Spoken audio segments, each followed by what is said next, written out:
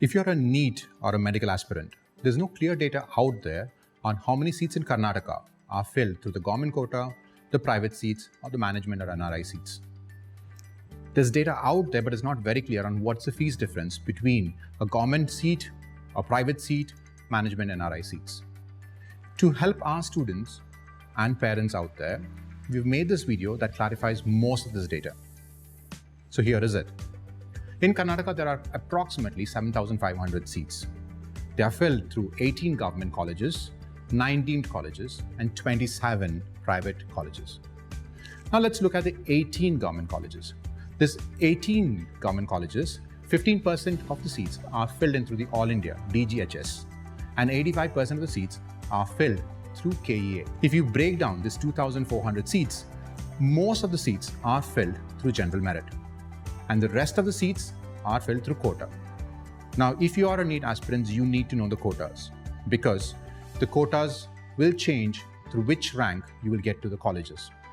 Now, if you're a quota 2A G, that means you're in 2A category, general merit. There are quotas for general merit R, GMR is general merit rural, GMK is general merit K, which is Karnataka students who have studied to Kannada medium till 10th standard, and so on. So know your quotas. Let's say you get a seat through government, for these government colleges, either through All India quota or to the Karnataka KEA quota. Your fees is less than 1 lakh. It is approximately 60,000 rupees per year, followed by 35,000 to 40,000 for hostels, nearly 1 lakh a year.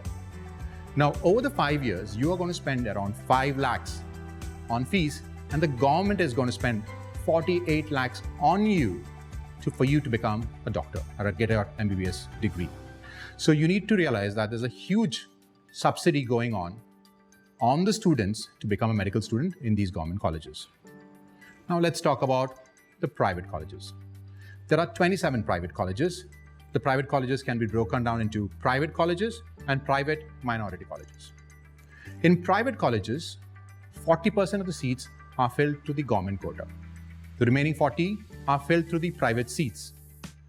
In these private seats, 20% go to the All India quota, 20% go to the KEA, Karnataka quota. And the remaining 20% are management or NRI seats. If you look at the private minority colleges, only 25% of the seats are filled through the government quota, 55% of the seats are filled through KEA, DGHS, and the minority quota there. And the remaining 20% are filled through NRI and the management quota. Now the fee difference also is very huge there. If you break down the 3,545 seats out there in private colleges, most of them are filled through the private seats. The next is through the government quota, followed by NRI, followed by the other quotas out there.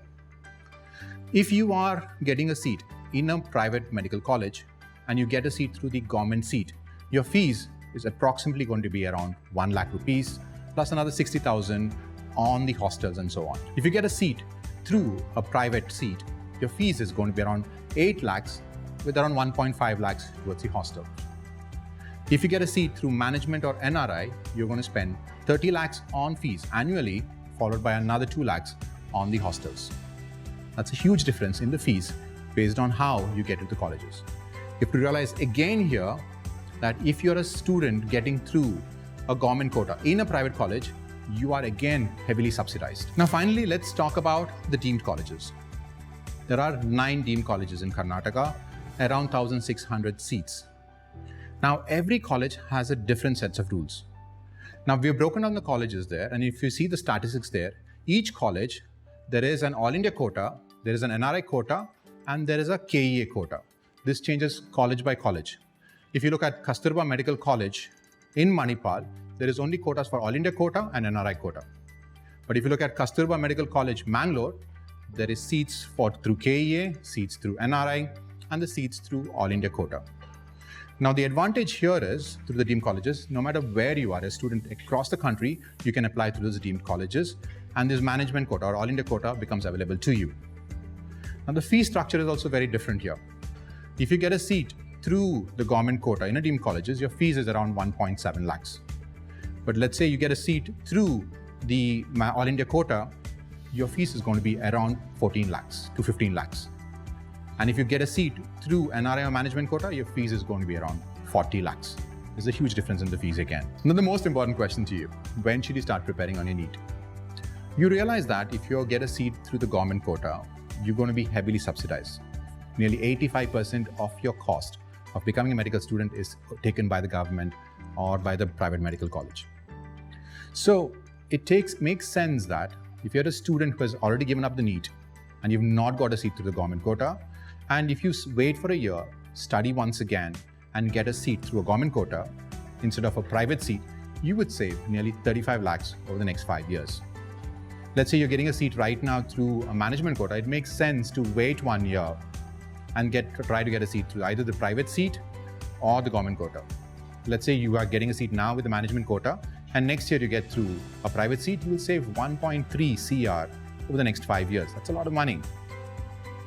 There's also, you need to know that there are a lot of scholarships out there. Every college has its different schemes of scholarships. You might get scholarships from 20,000 all the way to 3 lakhs per year. The list of the scholarships are mentioned in the link below. Please take time. You also need to realize that MBBS is not enough in the current times or current days.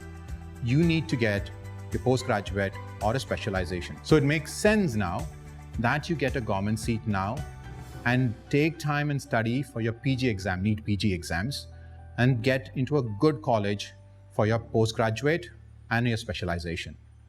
I hope this video has helped you. I hope this video has clarified a lot of questions that you have about the NEET and the seat allocation and the fees allocations in the state. If you like this video, give us a thumbs up and subscribe to our channel. Thank you.